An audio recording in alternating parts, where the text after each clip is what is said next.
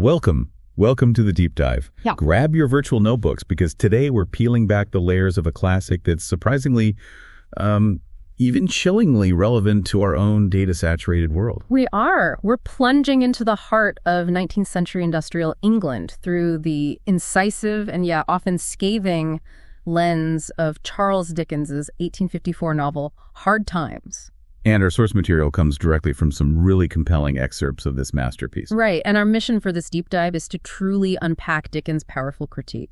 It's about that era's industrial society and maybe more specifically, this rigid philosophy that prized fact above, everything else. Yeah, everything. We'll explore its profound human cost on the characters and see what surprising insights this timeless story still holds for us today, especially, regarding how we consume information and how we educate ourselves. Exactly. And this isn't just a plot summary, as you know.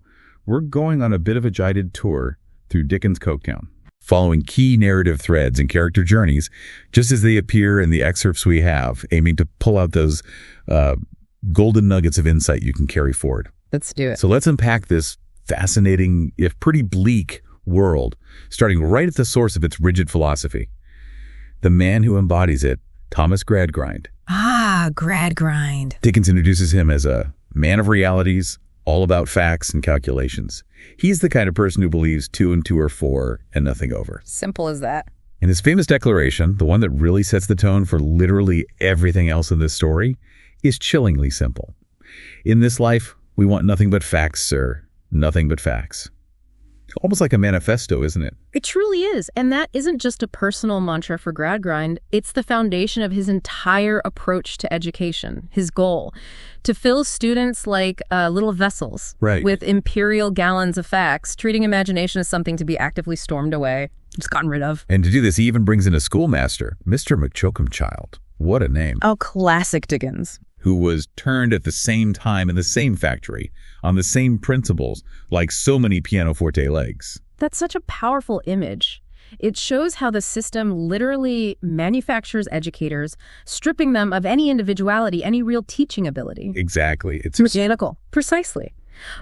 Child knew immense amounts of information. Dickens lists it all: orthography, etymology, syntax, and so on. Loads of facts. Loads. But Dickens points out the paradox. If he had only learned a little less, how infinitely better he might have taught much more. The core insight here is Dickens' chilling warning. An education system built solely on facts doesn't just neglect imagination. It actively sort of stifles human potential. Right. It creates individuals incapable of critical thought or, crucially, empathy. And you see the direct consequence of this philosophy when we meet Bitzer, the light-eyed and light-haired boy. Yes, the model student. When asked to define a horse, he just rattles off this purely clinical description. Quadruped, graminivorous, 40 teeth. Yeah. Another one? It's textbook perfect, but completely devoid of life, isn't it? Absolutely no feeling in it. And this stands in stark contrast to Sissy Jupe, girl number 20. She represents the absolute antithesis of everything Gradgrind stands for. The fancy. Exactly. When asked if she would carpet a room with flowers, her response, "If you please, sir, I am very fond of flowers," is pure, unadulterated fancy. And Gradgrind's reaction tells you everything. It does. What does that tell us about what Gradgrind values, or maybe more accurately, despises? It's a complete dismissal, isn't it? But you mustn't fancy, as if emotion or imagination is some kind of dangerous disease. Yeah, something to be rooted out. The insight here seems clear. Everything that isn't hard fact is just discardable. This isn't merely about a few children in a classroom, it's a whole societal principle. That's right. The gentleman at the school even asserts that taste is only another name for fact, and anything not factual is to be thrown out entirely. It really makes you wonder how this resonates with our own, information overloaded world today, where data so often seems to trump nuance and subjective experience. It's a powerful parallel, absolutely. We've seen the stifling grip of fact in the classroom. But what happens when this cold philosophy shapes an entire city, its industries, and the very lives of its working people? Right. Let's step into Coketown itself. Dickens' grim masterpiece of industrial despair. Yeah, Coketown. It's described as sacred to fact and so triumphant in its assertion. But then Dickens asks, does it get on well? And the answer is a resounding no. Not at all. He paints this bleak picture. Despite numerous religious denominations, the working people have zero connection to them. Instead, drunkenness and opium use are rampant. And it's all evidenced by tabular statements, more facts, from chemists and jail chaplains. It's a city built on numbers, but it's fundamentally broken. Yeah, and into this stark environment steps Josiah Bounderby. Ah, Bounderby. A big, loud man with a stare and a metallic laugh. His defining characteristic is his constant boasting, isn't it? About being a self-made man. Oh, constantly. He claims to have lived on 2 pence a month and slept in market baskets. He really lays it on thick. But this isn't just character building. It's Dickens laying the groundwork, setting up something really powerful for later in the story. It hints at the performance, the fiction inherent in some factual narratives. A performance, indeed. Now, among the hands in the factory, the workers, we meet Stephen Blackpool. Stephen. He's described as a good power loom weaver and a man of perfect integrity.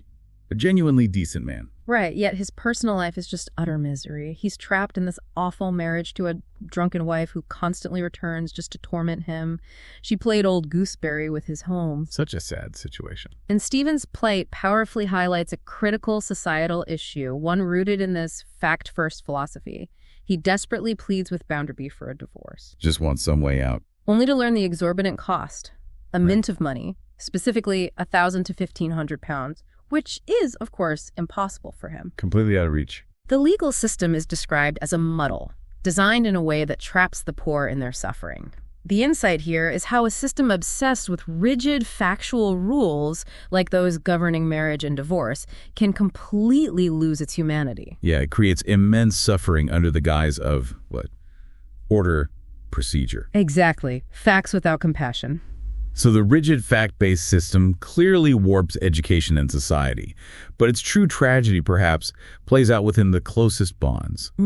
How do these fact-obsessed principles begin to unravel the fabric of families themselves? Well, to see this, we have to turn to the heart-wrenching story of Louisa Gradgrind. Right, Gradgrind's daughter, utterly stifled by her father's fact-only upbringing. And her marriage to the much older Mr. Bounderby is proposed by her father, who sees it purely as a tangible fact, a good match on paper, No thought for her feelings at all. None. And Louisa's internal struggle is just palpable and heartbreaking. She confesses she never had a child's heart, never dreamed a child's dream. God, that's bleak. She laments that her life would be short and she could do little in it. It's a profound statement on the emotional cost of her upbringing.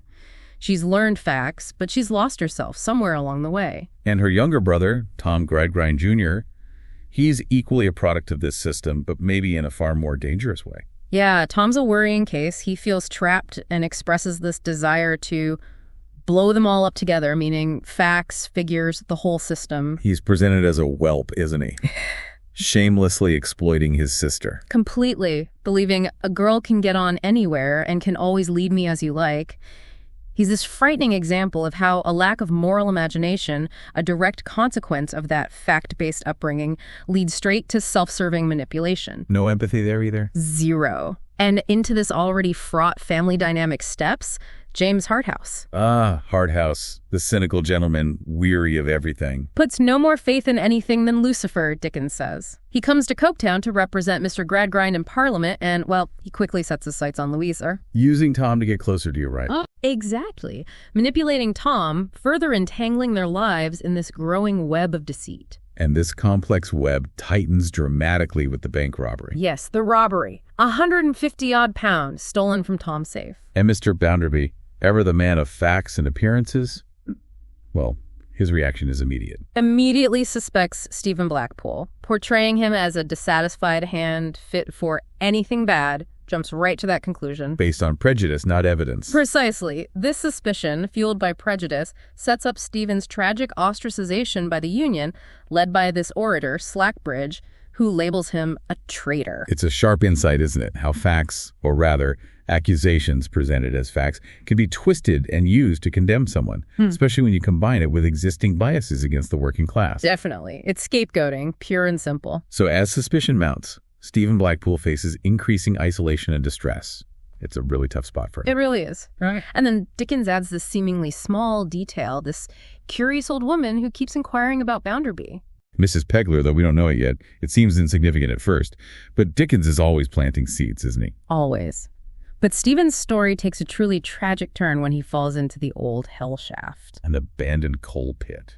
Just awful. His dying words powerfully underscore the consequences of this factual, uncaring system.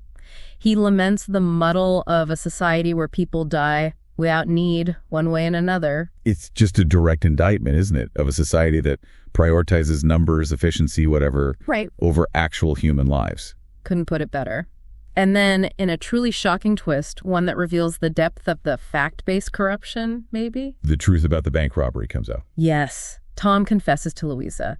He forced the safe myself overnight and had the key that was found made long before. But it's his rationale that just chills you to the bone. He echoes his father's teachings, doesn't he? He does. He says, so many people are employed in situations of trust. So many people out of so many will be dishonest. I have heard you talk 100 times of its being a law. Like it's just statistics. How can I help laws? You have comforted others with such things, Father. Comfort yourself. He's literally using his father's laws of fact to justify his own crime. It's horrifying. It really is. The system created its own monster. And this is where Sissy Jupe's critical role truly shines. It showcases the power of fancy, or maybe more accurately, intuition and empathy. Right. Despite her facts being extremely deficient, according to Gradgrind. She possesses this profound emotional intelligence. She provides much-needed comfort to Louisa, who finally breaks down, lamenting her lack of a child's heart and child's dream. That moment is so powerful. It is. And it's Sissy who facilitates Stephen's rescue from the pit and, later, helps Tom escape. She ingeniously suggests his father's old circus as a hiding place. The insight here feels like, well, true understanding and help often come from those who operate outside those rigid, fact-based frameworks. Exactly. From the heart, not just the head. The drama then intensifies even further when Mrs. Sparsit, who had been pursuing Louisa, thinking she was running off with Harthouse. Yes, Mrs. Sparsit's meddling. Inadvertently brings that curious old woman, Mrs. Pegler, face-to-face with Bounderby. This is where all the threads really start to tie up. And here, the biggest fiction in Coketown is finally unveiled. Mrs. Pegler is Josiah Bounderby's mother. The mother he claimed abandoned him in poverty. The very one. She never abandoned him. She loved him dearly, scrimped and saved, paid for his schooling. Bounderby's entire self-made man narrative. His boast of living on 2 pence a month, sleeping in market baskets. All of it completely shattered. Revealed as a fiction, a carefully constructed performance just to elevate himself. Wow. That grand reveal isn't just a plot twist, is it? It's a piercing insight into how self-serving narratives, maybe built on twisted facts or just fabricated histories, can be used to legitimize power and suppress truth. And that dynamic feels deeply relevant even today, doesn't it? It absolutely does. People crafting their own facts. It's incredible. And the circus, often dismissed as mere fancy by Gradgrind, proves to be the true source of genuine compassion and, crucially, practical help. Mr. Sleary.